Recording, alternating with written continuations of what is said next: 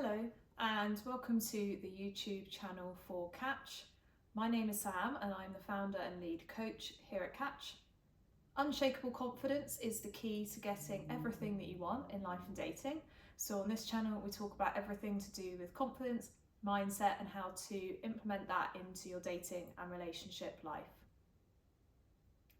In this video we're going to be talking about how a relationship is a unique agreement between the people who are in that relationship and how to figure out what it is that you want, communicate that with people that you are dating or thinking about dating so that you can get onto the same page and find the right kind of partner or partners for you. And also just considering how over time in a very long-term relationship or a marriage, that agreement can shift and evolve as circumstances change and as the people in that relationship can also evolve, and therefore the importance of continuing to communicate through the relationship to make sure that you both remain happy and fulfilled in the long term.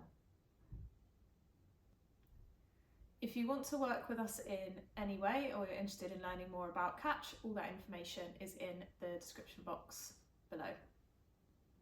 So the first point that we want to make is that it's very clear for you as an individual to get clear on the type of relationship or dating connection it is that you want. When we grow up, there's so many outside opinions from friends and family about what a relationship should look like, whether it's monogamous, non-monogamous, how quickly you should live together and marry, whether you should have children, how many you should have, how you engage in that relationship. So when you progress things physically, how often you see each other, whether you live together, in what ways that you spend time together, etc. And the first thing to do is to break free from that and figure out, if you were to take all of that external noise out about how I think my relationship should look, or it could be your role in the relationship. Perhaps as a man you've been told that you have to earn the income and be the protector, provider type role, or as a woman you have to be more like feminine or submit in a relationship. If you were to park all of that, what would make you deep down happy? And take some time to reflect on that and take the barriers off of yourself about what you believe could be possible for you or should be how a relationship should look for you based on cultural expectations or how you've grown up, or even what you see from other people on social media, and ask yourself, what is it that I want in terms of monogamy or marriage or children or how we spend time together? What sort of partner is it that you're looking for? And we did do another video a while ago on how to, like, what the ideal relationship is, and really we're talking to this, which is how you get to decide what that is. So I'll link that down below. And the first thing is to get clear on it, and then start to tell yourself that you can have that and you deserve that and you're worthy of it, and start to picture it and imagine what that would feel like for you, the version of you who would be in that relationship, and start to make that feel natural for you, because our body is a goal-striving mechanism. And one of the best books that we recommend if you want to change any aspect of your life, but this includes dating and relationships, is called Cybernetics, and we did do a video on recommended reading recently, so I'll also link that down below. And essentially Cybernetics looks at our self-image, what feels normal and natural for us and how we define ourselves, and then how our brain and our body work together to create those outcomes in life, whether that's in work, in our careers, in social life, in our relationships. Essentially our self-image and how we see ourselves and our beliefs and assumptions about us and the world around us is what creates our life, because we unknowingly have a confirmation bias where we only absorb information that confirms what we already believe, which is often based on fear actually, because our body is trying to keep us safe at all times. So sometimes we end up absorbing these beliefs and assumptions that are to protect us and keep us safe but don't get us what we really want. So we end up settling and choosing things that we think we can have, or we think reflects the kind of person that we are, rather than letting ourselves dream for what we really want.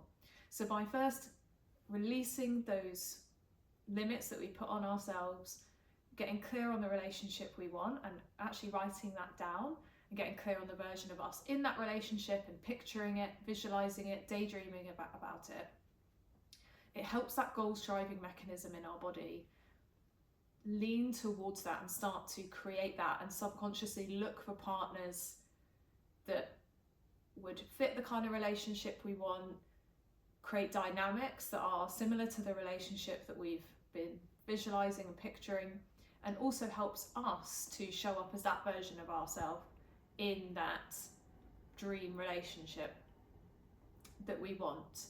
So not only does it help you get clear, but it also means that you consciously and subconsciously start moving towards that and create that, rather than create what you think you can have. So that's the first step. Within that, be very clear on what your non-negotiables are and what it is that's really important. Because sometimes we can meet someone who on first glance doesn't look exactly like or seem exactly like that partner that we dreamt of. But if we're very clear on, here's the dream relationship, here's the absolute non-negotiables, and here's the things that are flexible, it helps us then assess potential partners and dynamics against that we have articulated to ourselves. So the second point, or the second step, is once you're clear on that dream relationship and have spent some time making it feel natural to you through writing it down, visualizing it, daydreaming, imagining that future partner and that version of yourself, and really believing that you are worthy and deserving of that dream relationship and can have it, and putting more energy on that than the limitations, the next thing you want to do is start to expect that that is the dynamic and the type of relationship that you're going to form. And because you're expecting and assuming that that's what you're going to receive, and you're not going to settle, clearly communicating and fearlessly communicating with people and articulating to people what it is that you want and are looking for in that relationship. Because this does two things. Firstly, communicating it to people gives others an opportunity to say whether that's what they're looking for as well or not. So it's going to make the dating process smoother and easier. You're not second guessing. So you'll start to not only attract in that kind of person and relationship, because you'll be subconsciously seeking them out and attracting them energetically, but by communicating, you're then also quicker able to filter out those who maybe aren't going to give you what you want or aren't looking for the same thing, and create space for people to come in who do have those traits. Secondly, as well as making the dating process smoother, articulating those standards and what you're looking for and those things that you want will inspire people to show up in that way. So if they are interested in you or are interested in pursuing things, and it's something that maybe isn't a non-negotiable for them, even if they aren't doing it right now with you, by you communicating that and saying, look, this is what I'm looking for, no worries if you don't want it. So you're not putting pressure on that other person, you're not forcing them, you're just saying, look, this is what I personally want, this is my preference, and if that's not you, that's totally cool, we can be friends or move on, go our separate ways. Often if someone is interested, just that level of confidence and fearlessness and self-respect that you have to articulate what it is that you want inspires a lot of people to give you that treatment.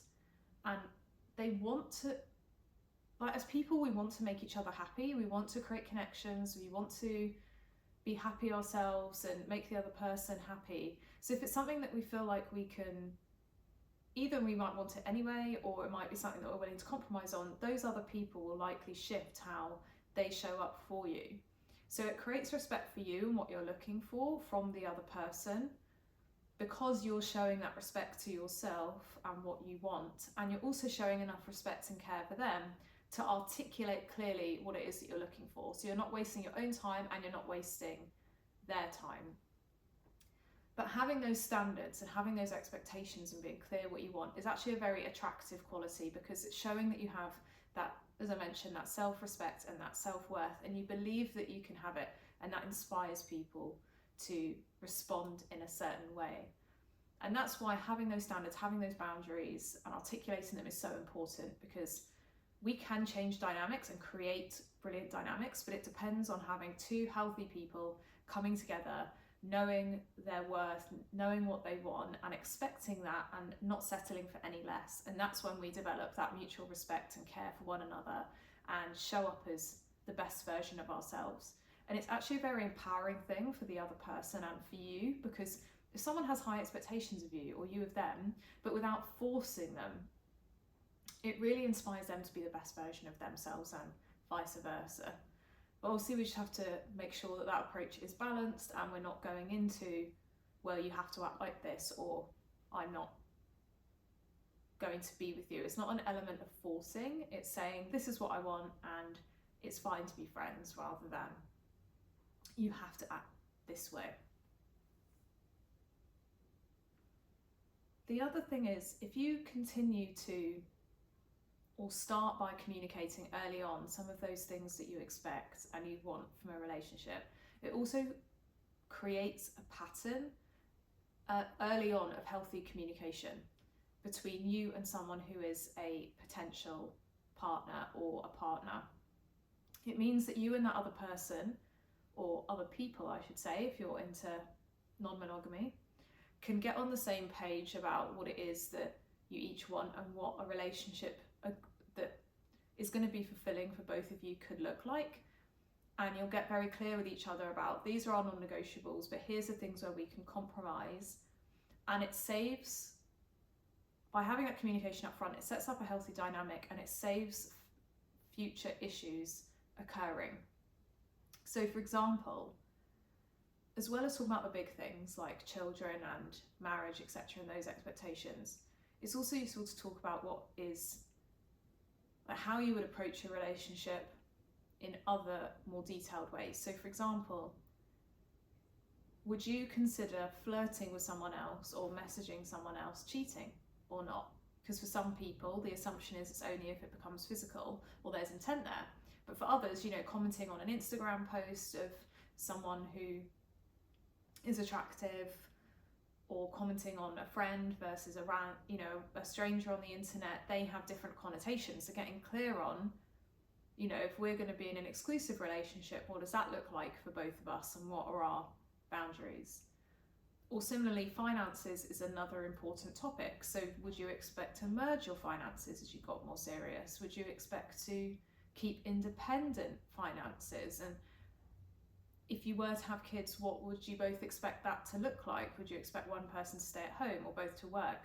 These are hypotheticals at early stages, but they're useful to gauge to what extent you're on the same page or not, and starting to work through those things or test those things builds that strong communication and that foundation. So even if you don't agree on everything straight away, at least you're setting the tone for the rest of the relationship or connection that you have.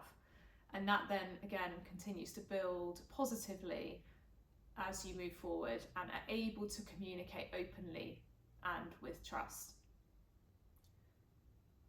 A couple of things which are also interesting to consider early on when you start to communicate about what a relationship could look like is understanding each other's attachment styles or love languages and what's going to each make you feel loved in a relationship. And we've actually had a couple of questions or suggestions about interfaith relationships or different cultures. And again, the key to that is communicating what your expectations are and what you're looking for and seeing if that can be met. So, for example, we've had messages from people dating Eastern European cultures, and some of the people in that culture always expect, you know, a man to be the financial breadwinner and to pay on those dates. But I'm based in the UK, this person was from someone based in the UK. That isn't always the case here in terms of dynamics and in terms of financial responsibility. So there was a dating couple who were talking about that and working through, you know, do we have the same expectations? Is it worth continuing to date past the first few dates based on our different approach to money? And the same could be said about other cultures and cultural expectations and faiths as well. It doesn't have to be a blocker, but you do have to be able to communicate exactly what that looks like for you.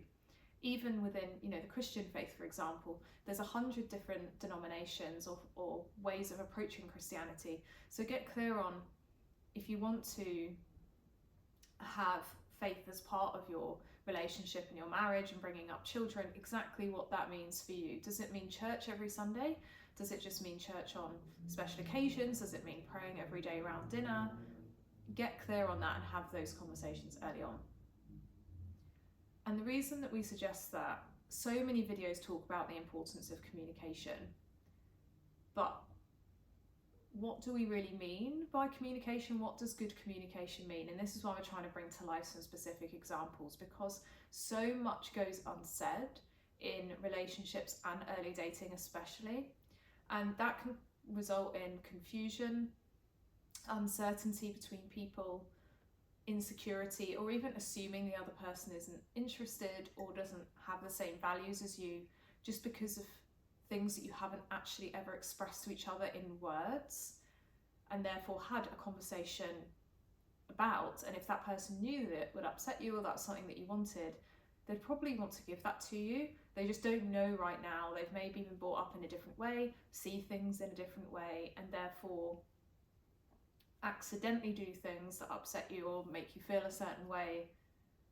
Then without understanding their intentions, you might interpret that a certain way, and all of a sudden that dating connection has fallen apart that could have been really good, just because you haven't each expressed why you're doing certain things in a certain way, what it is that you're looking for, how you tend to go about things, and had that open conversation.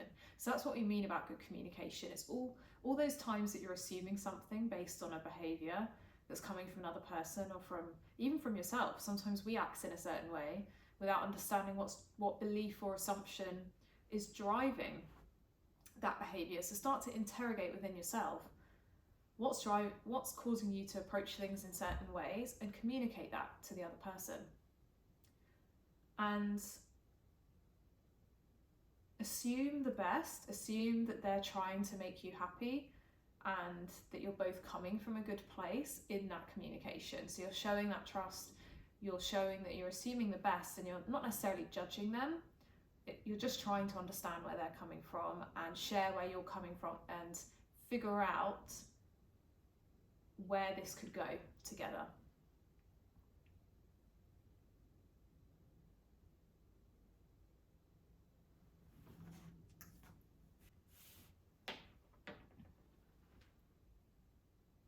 The other benefit of communicating in this way is, as well as assuming the best about the other person and trusting the other person and setting this healthy dynamic of being open, is it also shows vulnerability within yourself. So it shows that you have standards, you're clear what you want, you're able to communicate those, but it also shows a bit of vulnerability, that you can be open and articulate what it is that you're looking for, with that trust in the other person that they're going to listen to you and want to either find a resolution with you or move things forward with you, or they'll be equally open back and you'll decide that it's not going to work with the other person.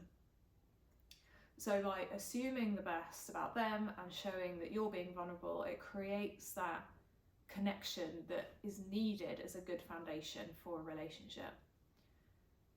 So being able to firstly believe that you can have what you want, then communicate that, inspires people to change. It creates that really healthy dynamic. It encourages the other person to open up. It shows that you're being vulnerable. It shows trust in the other person, trust in yourself that you can have what you want, and creates that back and forth that sets the tone for a really strong long-term relationship, or even just an enjoyable, casual, short-term relationship. Whatever it is that you're looking for, it's going to create something healthy and make that process a lot smoother.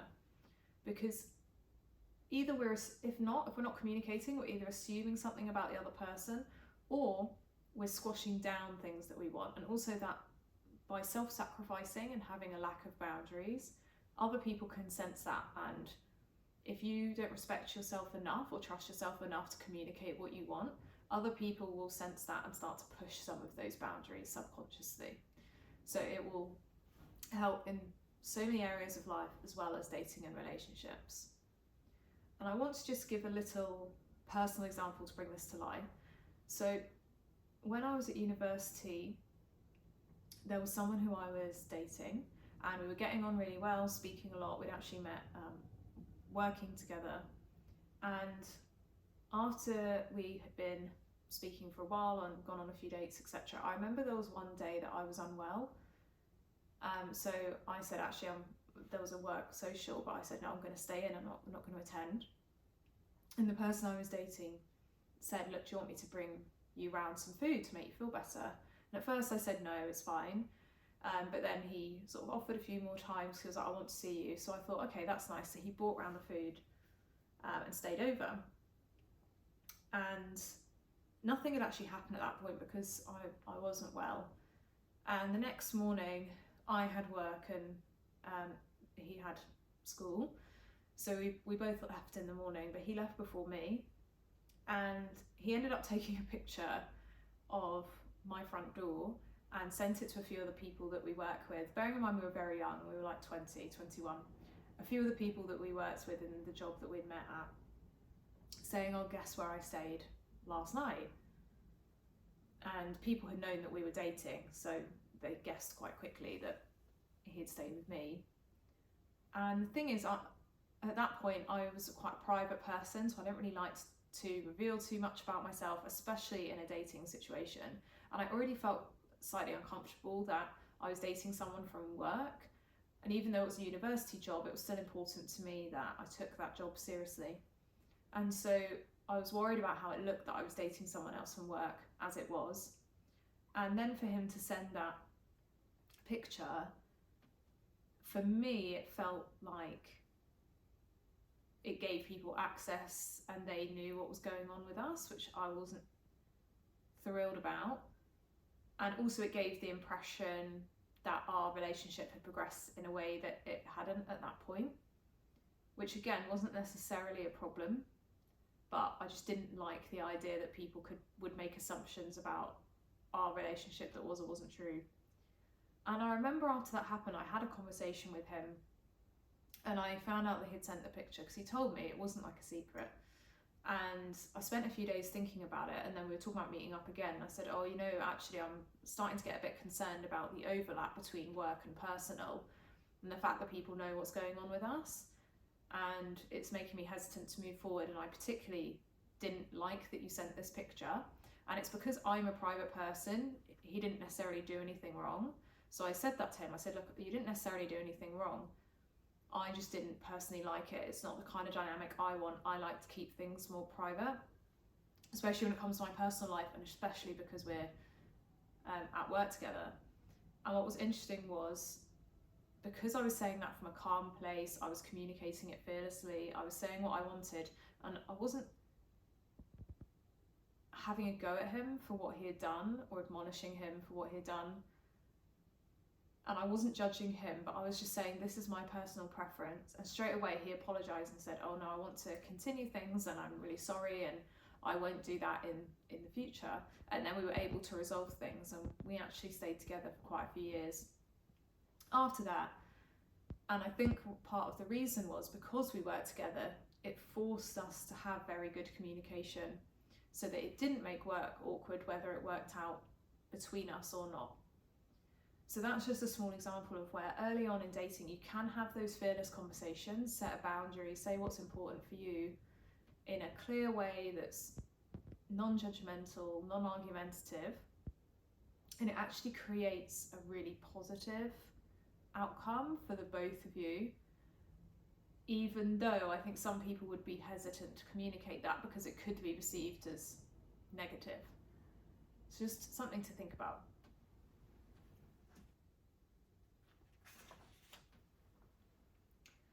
And I think what helped in that situation was that I also communicated it as an I am statement. I am a private person, this is how I want to handle things, rather than accusing that individual of doing anything wrong. And that really helps with communication, saying, this is what I'm looking for, this is what I want. Is that something that you are up for or not? And really accepting the answer. So if someone says to you, I don't think I'm okay with that, then being willing to walk away and not trying to force the other person to change to what it is that you want, because there's so much in dating and relationships especially, but also in life, that's presented like a fact.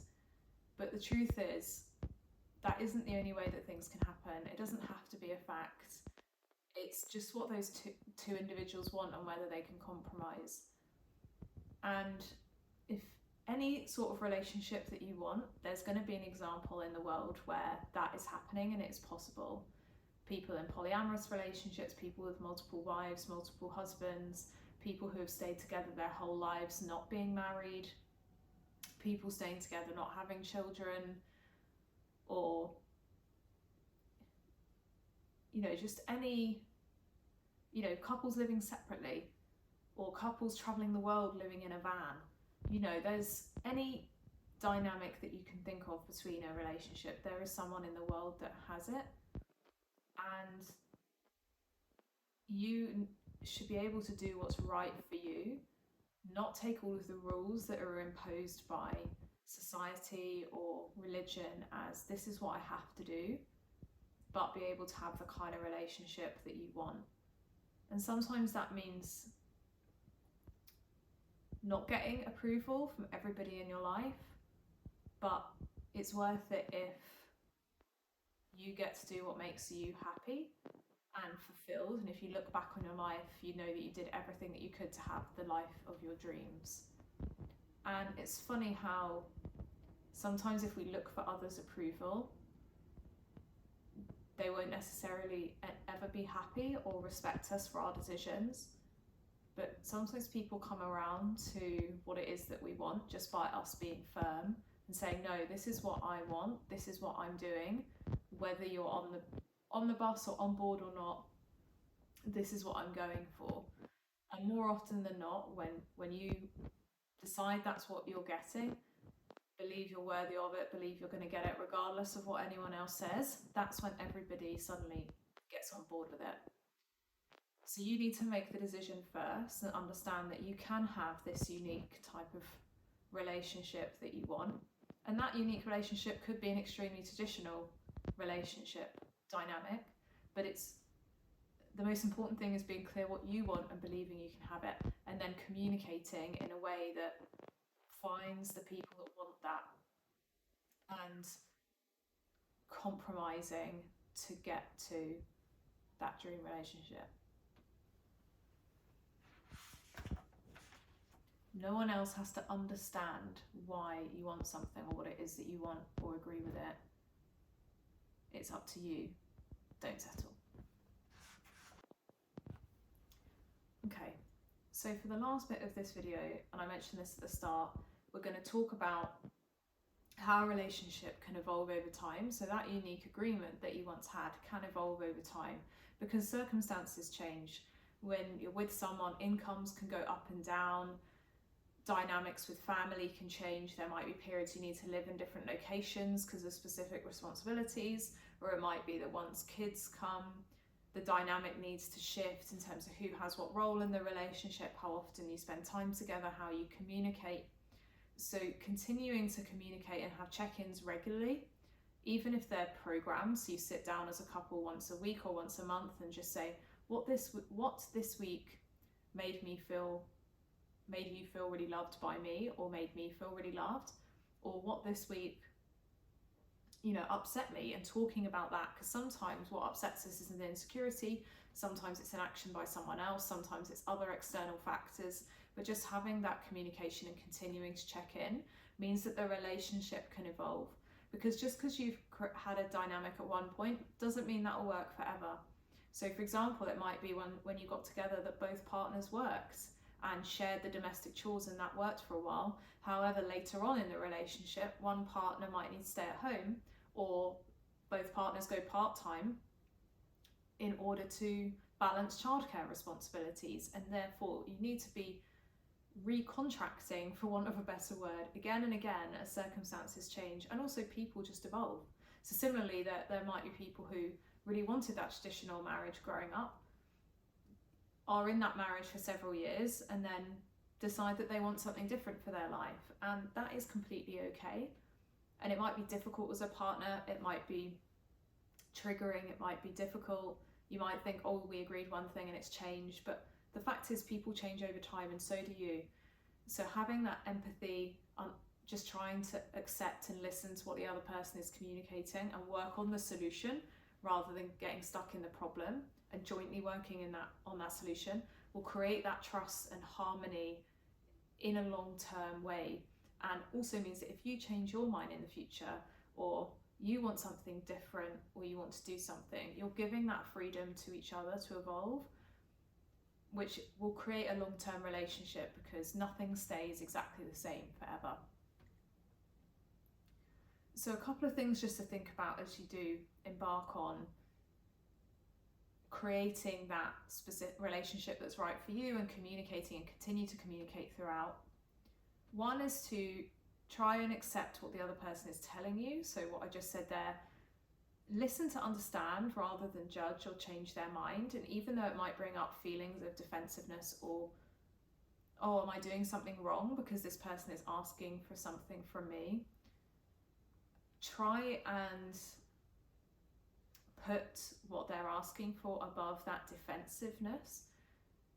Because when someone's communicating with you, they're doing that with so much trust and so much love that they want to make it work. They want to find a dynamic between the two of you that makes them feel as secure and as loved and happy in the relationship as possible. So even though it's very easy to feel like, oh no, this person is asking for something, I don't know if I can give it, have I not been good enough so far, am I doing something to upset them? Instead, focus on the solution and whether you can adapt with that person, or give that person what it is that they want, because they're coming from a great intent. So assume that, rather than, well, in the vast majority of cases, rather than assuming they're trying to make you feel bad. And the thing is, people want what they want, and they have certain things that make them happy. And even though some of that can be driven by insecurities and beliefs, and sometimes we need to work on those, we all have areas of our confidence and security that we need to work on. If there's something that you can do as a partner that makes your partner feel more safe and secure, that's more likely to help them grow and change and evolve and become more secure over time, as long as it's within reason. So if they need a bit more reassurance, then maybe you understand, or verbally, words of affirmation, then maybe you understand. But it's quite easy for you to do, rather than feel like you've been upsetting them, or get defensive, or argue with it, or say you don't need that. If you can, just try and give it to them, because it creates this positive cycle where when you want things, they'll give it to you, and vice versa. And the fact that you're willing to put that effort in creates so much goodwill between the two of you.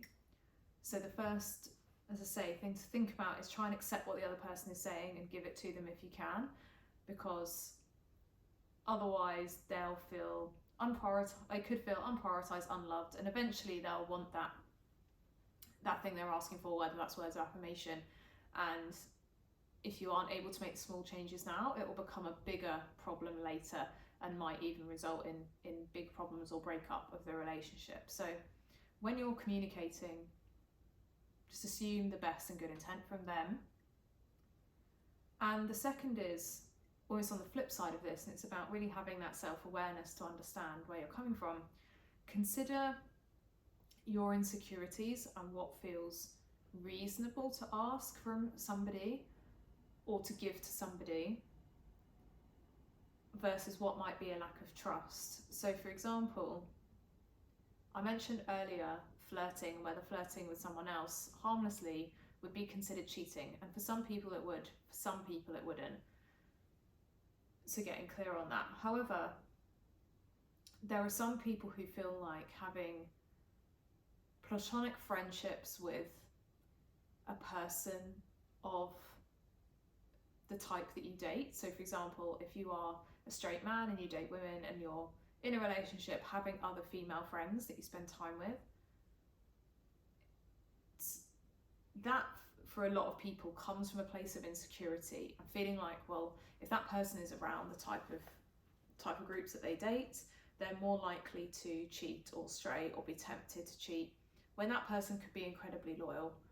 So it's worth assessing within yourself, also when communicating your needs, what is driving this need? Is it something where it just makes me feel more loved and fulfilled?